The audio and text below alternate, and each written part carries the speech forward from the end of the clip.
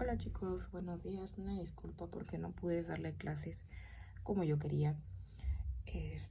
Pues sigo sin luz, pero voy a tratar de darles la exposición. Obviamente se las voy a proporcionar, pero esta clase es grabada para que ustedes me puedan entender un poquito más sobre el tema que nos toca ver hoy. Bueno, sobre los temas que nos toca ver hoy, que sería sangre y tejido hematopoyético y lo que es sistema endocrino junto con un poquito de lo que son hormonas. Entonces no me voy a explayar más, voy a tratar de ser muy breve. Si hay dudas, por favor, con confianza pregúntenme. Y una vez más, una disculpa, estoy grabando esto desde el celular, entonces si se ve un poquito chueco, si no se ve muy bien, discúlpenme, de verdad no era como que el plan hacerlo de esta forma, pero bueno, hay que adaptarse. Les voy a empezar a hablar un poquito de lo que es sangre y tejido hematopoyético.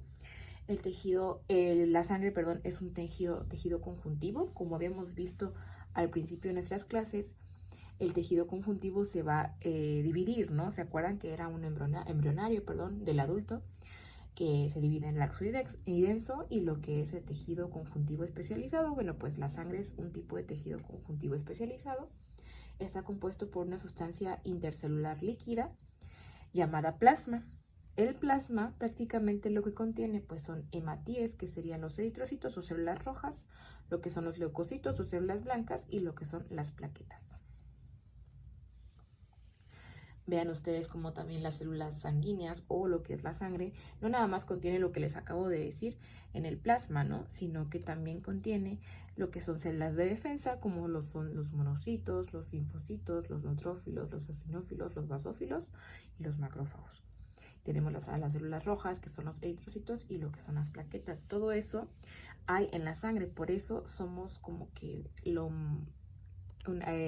ser humano es muy especializado porque tiene en la sangre corriendo varias células que nos pueden ayudar en la defensa de nuestro organismo. La sangre circula a través de un sistema de tubos cerrados denominados vasos sanguíneos. Bueno, pues eso es básico, ¿no? Ya saben qué son los vasos sanguíneos, pues son un sistema de tubos cerrados. ¿Y cuánto es el volumen sanguíneo normal de un adulto? Pues normalmente es de 5 litros y 8% del peso corporal aproximadamente. Entonces, si ustedes se dan cuenta, pues es mucho, ¿no? Pero acuérdense que somos más agua que sangre, entonces sí tenemos 5 litros aproximadamente de volumen sanguíneo y nada más el 8% de esto sería nuestro peso aproximado. Bueno, ¿cuáles son las funciones? Ay, perdón, ahí se ve un poquito mejor, creo. Ok, ¿cuáles son las funciones? Funciones del sistema hematopoyético y de la sangre. Bueno, pues va a participar en el intercambio entre el medio externo y los tejidos corporales. Además, es portadora de hormonas y de otras sustancias biológicamente activas que regulan el funcionamiento de los órganos. Ahora, acuérdense que eso es en general. Hablando de la función primaria de lo que son los glóbulos rojos o hematíes, es mantener la circulación elevada concentración de hemoglobina, esencial para el transporte de oxígeno y dióxido de carbono. ¿Se acuerdan cuando estábamos viendo lo que es sistema circulatorio y lo que es sistema respiratorio? Les había platicado que solamente dos sistemas se encargan de hacer el transporte de los gases. Bueno, pues son esos dos. Y obviamente la función de lo que son los glóbulos rojos es mantener este intercambio de gases también, para que exista una buena oxigenación y un buen intercambio. Los leucocitos, hablando de las células blancas, participan en el sistema de defensa del organismo, ya sea por medio de la respuesta celular inespecífica o por la respuesta inmunitaria específica. Las plaquetas participan en la prevención de las hemorragias a través de lo que son mecanismos de coagulación y en el mantenimiento de la integridad del endotelio vascular. ¿Qué quiere decir esto? Bueno, acuérdense también, las plaquetas, cuando existe un tipo de herida, vamos a poner un ejemplo, una herida en tu brazo, te cortas, ¿ok? ¿Qué es lo que hacen las plaquetas? Se aglomeran, se juntan entre ellas, hacen un taponcito para que no exista una extravasación de sangre, ¿no? Que no exista el sangrado. Por eso es que existe lo que es la cicatrización y todo ese tipo de cosas. ¿Por qué? Porque las plaquetas se van juntando y después se produce lo que es la cicatrización. Y los leucocitos, pues no hay de otra, ¿no? Que son células de defensa. Bueno, entonces como lo vimos, ¿qué hace la sangre? Pues transporte, ¿no? ¿Pero de qué? Ya vimos que de dióxido de carbono y de oxígeno. También transporta lo que son células de defensas, humorales y celulares, y mantiene lo que es el equilibrio ácido-base, junto con lo que es el pulmón y con lo que es el riñón. Bueno, los elementos de la sangre, lo vuelvo a repetir, el plasma constituye el líquido de la sangre y comprende el 55% del volumen de ella. Está compuesto por un 90% de agua, o sea, de la sangre, no del cuerpo, no se vayan a confundir. 55% pero de la sangre. Plasma en la sangre es 55%. Bueno, está compuesto por un 90% de agua y 7% de proteínas, que incluye lo que es fibrinógeno, albúmina y globulinas, y 3% de sales inorgánicas.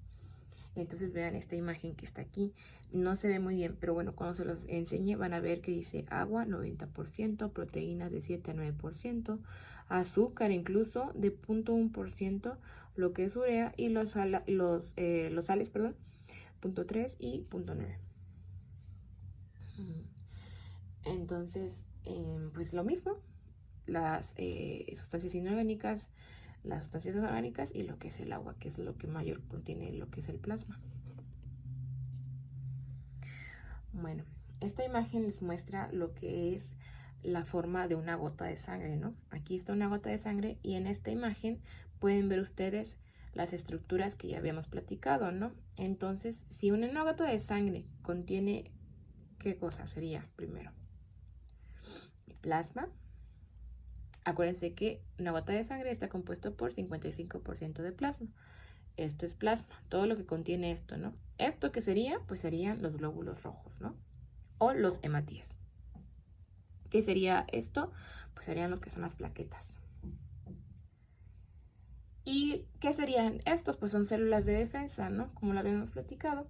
Glóbulos blancos o leucocitos. Y ahí sí hay una clasificación de cada una de estas células de defensa. No nada más se puede decir que son leucocitos, sino que entran lo que son los linfocitos, los monocitos, los eosinófilos, los basófilos y los neutrófilos. Todos ellos son células de defensa que se incluyen en lo que son los glóbulos blancos. Cuando la sangre se pone en contacto con el aire o se interrumpe la circulación, una de las proteínas plasmáticas, o sea, el fibrinógeno, se precipita en forma de red, fibrina, dando lugar a lo que es la coagulación. Aquí les pone el ejemplo, ¿no? Hay contacto de la sangre, vamos a poner el ejemplo de una lesión o daño endotelial de un vaso.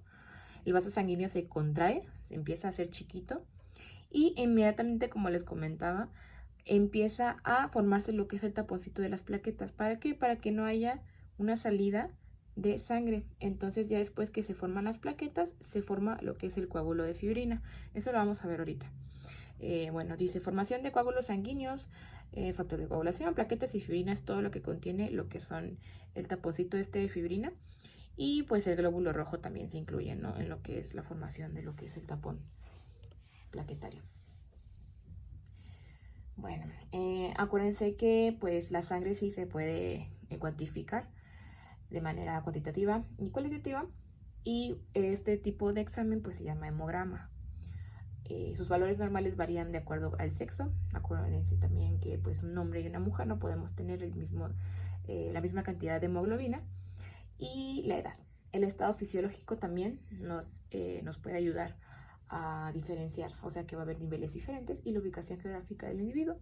Una persona, por ejemplo, ustedes que son de Veracruz, no tenemos la misma hemoglobina que los que son, por ejemplo, de aquí de Querétaro, ¿no? Aquí les pongo los valores normales. Vean, lo más importante siempre cuando ustedes observen lo que es una biometría hemática, lo que tienen que observar pues es lo que es la hemoglobina, lo que es el hematocrito y lo que es el volumen corpuscular medio. ¿Por qué? Porque la hemoglobina me va a decir si falta sangre o no falta sangre. En las mujeres y en los hombres es diferente. Si ustedes observan en esta imagen, el hombre tiene mayor cantidad de hemoglobina que la mujer, pero de todas maneras sigue siendo normal. El hematocrito nos va a dar, vamos a decir que nos va a dar el color, ¿no? Ahí podemos decir si es si tenemos alguna enfermedad como una anemia, podemos decir que la anemia es hipocrómica o etcétera, ¿no? El volumen corpuscular medio nos va a dar el tamaño, y ya vean lo normal. Por eso siempre vemos estos tres y vamos a clasificar nuestras anemias de acuerdo con las características que tienen los valores. Depende si están disminuidos o están elevados, y así los vamos a clasificar. Y aquí les dan un comentario, ¿no? Por ejemplo, las anemias por falta de bajo hierro del volumen corpuscular medio pues es bajo, ¿no? Y así. Nada más esto es como que un dato para que se aprendan los valores normales cuando ustedes quieran leer lo que es una biometría hemática o un hemograma. Bueno, los eritrocitos o lo que son los hematíes presentan un color amarillo verdoso, pero en masas densas adquieren el color rojo característico por la alta concentración que contiene de hemoglobina. O sea que no son perdón, no son normalmente rojos, sino que son amarillos, pero como siempre están en conjunto, pues se van a ver rojos, como en esta imagen, ¿no? Esta es una característica que tienen los eritrocitos, que se adhieren entre sí, formando columnas, y se llama pila de monedas. Vean cómo está esta imagen aquí. O en francés, rollo. ¿Sale? Aquí también tenemos otra imagen característica de lo que es pila de monedas, e incluso aquí también. Eso únicamente se ve al microscopio, pero bueno, es una característica importante de lo que son los glóbulos rojos, que se pueden apilar entre sí. La membrana del eritrocito es semipermeable y a través de ella se realiza transporte activo de algunas sustancias. ¿Qué sustancias? Bueno, ya saben, oxígeno y dióxido de carbono. Oxígeno a los tejidos y dióxido de carbono a los pulmones. ¿Por qué? Porque se tiene que oxigenar estos gases, ¿no? Para que se convierta en oxígeno y después se vaya lo que son los tejidos. La vida media, obviamente eso todo el mundo se lo sabe, 120 días. Se distribuyen en el vaso, en el hígado y médula ósea por los macrófagos y no en la sangre. O sea que quien lo transporta pues son los macrófagos. La formación de eritrocito se llama eritropoiesis. Y bueno, está mediado por control hormonal. La disminución de la presión parcial de oxígeno, su principal estimulante, hace aparecer en la circulación de la hormona, la eritropoyetina, que se produce en el riñón. Por eso, yo me acuerdo que alguien de ustedes me comentaba, creo que era Miriam, que los pacientes con anemia, los pacientes renales con anemia es porque hay falta de eritropoyetina. ¿Pero por qué? Porque los eritrocitos se forman en lo que es el riñón.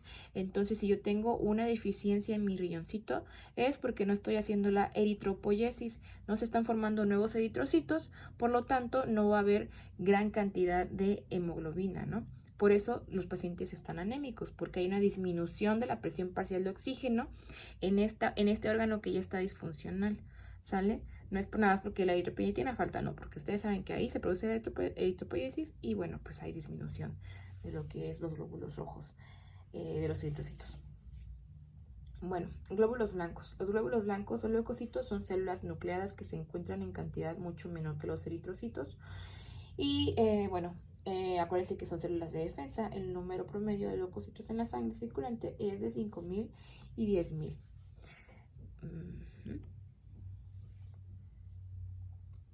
En la sangre humana puede distinguirse dos tipos principalmente, los agranulosos y los granulosos. Los granulocitos o agranulocitos. Los granulocitos, si ustedes se dan cuenta, yo se los puse en conjunto al principio, pero aquí ya nada más se dividen. Por ejemplo, los granulocitos son 3 y estos son 2. Los granulocitos son los eosinófilos, los basófilos y los neutrófilos. Y los agranulocitos son los monocitos y los linfocitos. Ok, entonces, ahorita que les acabo de enseñar la imagen, tenemos a los agranulocitos y los granulocitos. De estos dos, ¿cuáles son? Los monocitos, y los linfocitos. Y de estos son lo que es el neutrófilo, el eosinófilo y